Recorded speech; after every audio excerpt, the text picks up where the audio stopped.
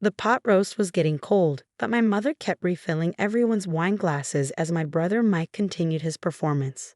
I mean, seriously, he said, waving his fork for emphasis. Who needs a smart device that tracks their pet's emotional state? It's the dumbest thing I've ever heard. My name is Sophie Chen, and at 29, I just sold my pet tech company, PawPrint AI, to Google for $4.2 billion. Not that anyone at this family dinner table knew that yet. It's not just emotional tracking, I said quietly, pushing my peas around my plate. The AI can predict health issues before they become serious, potentially saving pets' lives. Mike rolled his eyes. Right, because what the world really needs is more hypochondriac pet owners. Tell me, how many of these magical collars have you actually sold? I took a sip of water, thinking about the confidentiality agreement sitting in my laptop bag. The acquisition wouldn't be announced until market open tomorrow, but the numbers were staggering: 12 million units sold in the past year alone, with a waiting list twice that long. Sales are going well, I said simply. Going well, Mike snorted. Is that why you're still driving that beat-up Honda and living in that tiny apartment? Face it, Sophie, you should have stayed in investment banking like me. At least then you'd have something to show for all those genius grades you got in college. My father cleared his throat uncomfortably. Mike, maybe we should. No, Dad, someone needs to give her a reality check. Mike interrupted. She quit a six-figure job to play with circuit boards in her garage. It's embarrassing. The garage he was referring to was actually a state-of-the-art R&D facility where my team of 50 engineers had revolutionized veterinary care through artificial intelligence. But Mike had never bothered to visit, so he wouldn't know that. How's the merger going at your bank? I asked, changing the subject. Mike had been bragging for months about a deal he was leading. His face darkened slightly. It's proceeding. There are some complications with the numbers, but we'll sort it out. What he didn't know was that I knew exactly why his merger was struggling. My company's AI technology had caught the attention of every major tech giant, and during the acquisition talks, I'd gotten an inside look at various industry dynamics. Mike's bank was trying to merge with a failing institution, hiding bad assets through creative accounting. It would all come crashing down soon. I'm sure you will, I said, taking another bite of now cold pot roast. 3 years ago, when I first left banking to start PawPrint, Mike had been the loudest critic. Banking is real business, he'd said. This pet project of yours is just a waste of your education. What he never understood was that my banking experience was exactly what had prepared me to build PawPrint. I saw how traditional industries undervalued innovation, how they missed opportunities right in front of them. While Mike was pushing papers and inflating numbers, I was creating something real. The idea for PawPrint had come from watching my cat, Luna, get sick. By the time I noticed something was wrong, the cancer had spread too far. If only I'd known earlier, if only there had been some way to detect the changes in her behavior and health before it was too late. That's when it hit me. Pets can't tell us when something's wrong, but their bodies and behaviors give off signals long before visible symptoms appear. If we could capture and analyze that data through AI, we could revolutionize pet healthcare. My mother's voice pulled me back to the present. Sophie, honey, maybe Mike has a point. You're not getting any younger, and that apartment of yours. I thought about the beachfront house I just bought in Malibu, the one I'd move into after tomorrow's announcement. The real estate agent had been shocked when I paid cash. But that's what you can do when you've been quietly building a billion-dollar company. I like my apartment, Mom, I said. It's close to work. Mike laughed. Work? You mean your little pet project? Come on, Sophie, it's time to grow up. Even my junior analysts make more than you probably do with your toy company. If he only knew. His entire bank's market cap was less than what Google had just paid for my toy company. Tomorrow, every financial news outlet would be running the story. Google acquires PawPrint AI in largest pet tech deal in history. But for now, I just smiled and asked Mom to pass the gravy. After dinner, as everyone moved to the living room for coffee, my phone buzzed. A text from David, my lead engineer. Everything's set for tomorrow. Google's press release is ready to go. You sure you don't want to tell your family tonight? I looked over at Mike, who was holding court about his latest luxury car purchase. Some surprises are worth waiting for, I texted back. My father caught me in the kitchen as I was helping Mom with dishes. You okay, sweetheart? Mike was pretty harsh tonight. I dried a plate, thinking about all the times Dad had encouraged my curiosity. Bought me electronics kits when I was little, defended my decision to study both computer science and finance in college. I'm fine, Dad, I said. Actually, you might want to watch the business news tomorrow morning. Could be interesting. He gave me a curious look but didn't press further. Dad had always been good at keeping secrets. As I drove home that night in my beat-up Honda, which I kept because it was the last gift Luna rode in before she passed, I thought about how everything would change tomorrow. The money didn't matter so much. I've been effectively a billionaire on paper for months as the acquisition talks progressed. What mattered was finally being able to step out of the shadows, to show my family and the world what I built. My phone buzzed again. Another text, this time from Sarah Kim, my attorney. Final paperwork is complete. The merger Mike's working on just got flagged for regulatory review. Timing couldn't be better. I smiled, thinking about tomorrow's board meeting at Mike's bank. He'd be trying to explain why he missed the red flags in his merger targets books right around the time my face would be appearing on CNBC. Sometimes the best revenge isn't about proving people wrong. It's about proving yourself right. The morning of the announcement, I woke up early and made coffee in my modest apartment. The view of Silicon Valley from my balcony was particularly beautiful today, or maybe that was just my mood. My phone started buzzing at 6:30 a.m. First CNBC, then Bloomberg, then what felt like every financial journalist in the country. They'd all seen the press release. Google acquires PawPrint AI for $4.2 billion, marking largest pet tech acquisition in history. I declined the interviews for now. There would be time for that later. Instead, I turned on CNBC and waited. At 7:45 a.m., my face appeared on the screen alongside the acquisition headlines. Within minutes, my phone exploded with notifications. First was Mom, Sophie? Is this real? Call me. Then Dad. I knew it. So proud of you, sweetheart. Mike's name was notably absent from my notifications. I drove to PawPrint headquarters, where my team was gathering for the announcement. As I walked through the office, people were hugging, crying, celebrating. Many of them had taken equity instead of higher salaries when they joined. They were all millionaires now. Ms. Chen, my assistant Rachel, called out, "Your brother's bank is trying to reach you.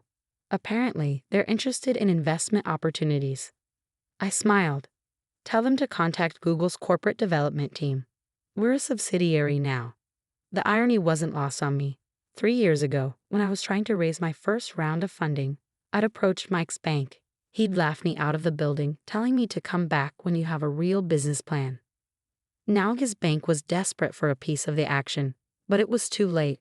The same day my acquisition was announced, news broke about the troubled merger Mike had been working on. The target company's books were worse than anyone had realized. His bank stock was in freefall. Around noon, my mother showed up at the office, tears in her eyes. "Why didn't you tell us?" she asked, hugging me tight. "All this time we thought." "You thought what, Mom?" "That I was failing. That Mike was right about me wasting my potential." She had the grace to look embarrassed. "We just worried about you, working all those hours, living so modestly when you could have had such a comfortable life in banking." I led her on a tour of the office, showing her the labs where we developed our AI technology, the walls covered in thank you letters from pet owners whose animals' lives had been saved by our early detection system. "I am comfortable, Mom," I said. "I've been comfortable for a while. I just didn't need to show it off." My phone buzzed. Mike was finally calling. I let it go to voicemail. Later that afternoon, I had my first official meeting with Google's executive team. They wanted to discuss expansion plans, integration strategies, and my role going forward. I'd be leading their new pet technology division with a significant budget and autonomy. As I left the Google campus, another voicemail from Mike. "Sophie, we need to talk. This merger situation. I could really use your help. Your exit is all anyone's talking about. Maybe you could put in a good word with some investors." I thought about all the family dinners where he belittled my work, all the times he dismissed my company as a cute hobby. Now he wanted my help. When I got home that evening, I found him waiting in my building's lobby. "How did you get in here?" I asked, though I knew the answer. He was still my emergency contact. Something had need to change. "Sophie, please," he said, following me to the elevator. "My career is on the line here. The merger's falling apart. Our stock is tanking, and you're suddenly the golden child of Silicon Valley. You have to help me. I turned to face him. Have to? Like you had to mock my ridiculous gadget at dinner last night? Like you had to tell everyone I was wasting my life? I was wrong, okay, he snapped. Is that what you want to hear? You're the brilliant one, the successful one. Now can we talk about how you're going to help your brother out of this mess? We reached my floor, and I stepped out of the elevator. No, Mike, we can't. Because this isn't about brilliance or success. It's about respect. You never respected me, my work, or my choices. You thought success only looked one way, your way. Now you're learning otherwise, and that's a lesson you need to experience fully. What are you saying? I'm saying good luck with the merger, Mike. I hear Google's corporate development team gives excellent feedback on due diligence practices. You might want to look into that. I closed my apartment door on his protests, finally checking my other messages. The acquisition had made me the youngest self-made female billionaire in tech. Magazine covers were already being planned. Speaking requests were flooding in. But what made me happiest was an email from a pet owner in Ohio. Your device caught my dog's heart condition 3 months before any symptoms showed. The vet says if we'd waited, it would have been too late. You saved his life. Thank you. I clicked over to my real estate agent's website, looking at the Malibu house I'd bought. The movers were coming next week. Maybe I'd invite the family over for dinner once I was settled. Show them what their failing daughter had really been up to all these years. But first, I had a company to run and lives to save. Success, I was learning, wasn't about proving others wrong. It was about staying true to your vision, even when nobody else could see it. 2 months after the Google acquisition, I sat in my new Malibu home, watching the sunset over the Pacific. The house was everything I dreamed of. Modern, spacious, with a dedicated room for Luna's old things and a wall of thank you letters from PawPrint users. My phone buzzed, another text from Mike. The merger's officially dead. Board meeting tomorrow to discuss leadership changes. Please, Sophie, I need your help. I set the phone down without responding. Mike's bank had lost billions on the failed merger, and heads were rolling. According to industry gossip, his position was particularly precarious. The doorbell rang. It was Mom and Dad coming for their first visit to my new home. Oh, honey, Mom gasped as she walked in. This is incredible. Dad just smiled, walking straight to my wall of letters. These are what matter, aren't they?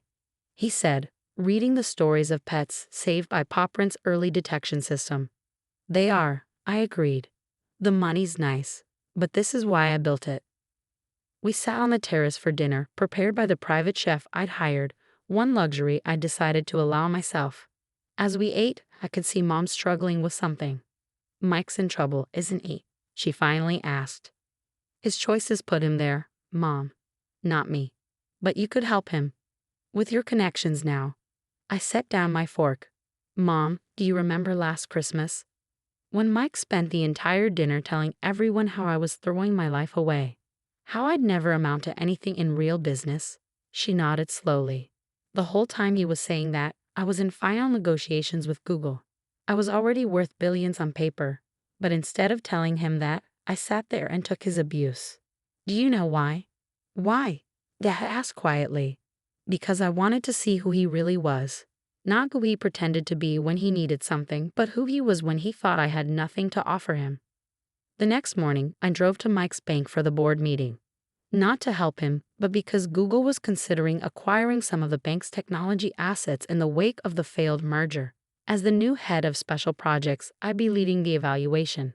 Mike was waiting in the lobby, looking like he hadn't slept in days. Sophie, thank God, he started, but I held up a hand. I'm here as a potential acquirer, Mike. Nothing more. Google is interested in your AI trading platform. We'll be evaluating it over the next few weeks. His face fell. But I'm your brother. Yes, you are. And for years, you used that relationship to tear me down. To make yourself feel bigger by making me feel smaller. Now that the tables have turned, you want to use that same relationship to save yourself. I said I was sorry. No, Mike, you said you were wrong.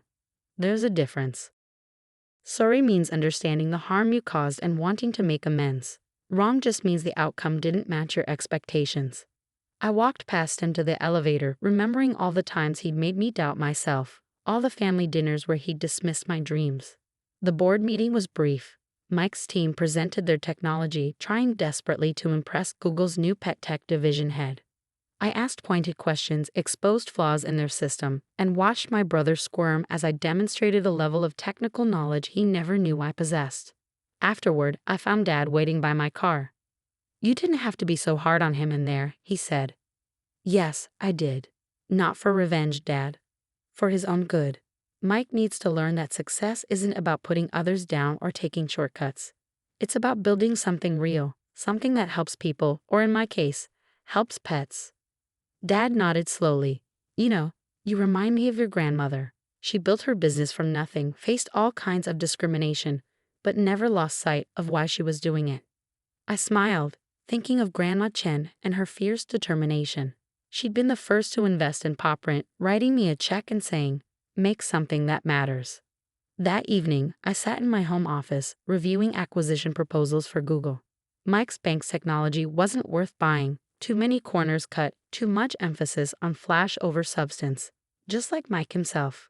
My phone buzzed one last time. Mike again. "I get it now. I really do. I'm sorry, Sophie. Not because I was wrong, but because I hurt you. Can we talk? Really talk?" I stared at the message for a long time, thinking about family and forgiveness and what really matters in the end. "Coffee tomorrow," I texted back. "My office at Google. Let's start over." Because sometimes success isn't just about proving yourself right or others wrong.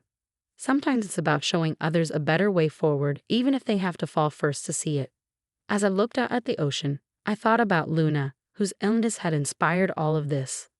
On my desk sat her old collar, now retrofitted with the latest version of PawPrint's technology. It wouldn't bring her back, but it was saving thousands of other pets every day. That's what real success looks like. Not the house or the billions or the headlines, but the lives changed for the better. Even if some of those lives belong to people who once doubted you.